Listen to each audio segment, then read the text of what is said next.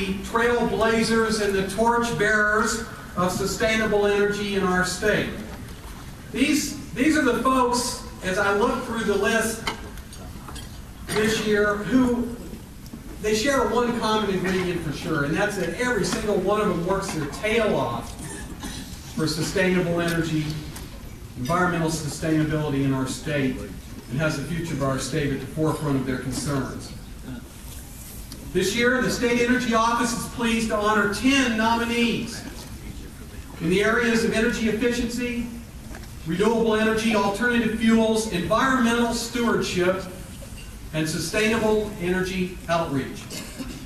We're also glad to recognize one nominee as this year's Sustainable Energy Champion, the person or organization who has had, through a lifetime of work, a truly indelible impact on the state's energy future. So I'd like each nominee, as I call out their name, if they would, to come forward here to accept their award. As the Executive and Policy Director of the North Carolina Sustainable Energy Association, Ivan Urlaub directs the state's leading advocacy group for renewable energy. Ivan works closely with the General Assembly and fellow environmental organizations, agricultural organizations, businesses, and others that work to promote sustainability efforts in our state.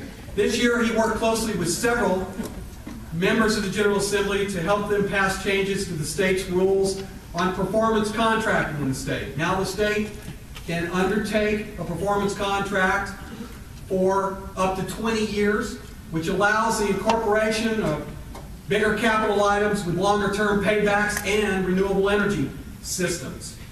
Our performance contracting cap was also increased from $50 to $100 million, allowing us to do many more projects, and very important since we already had $40 million in the pipeline.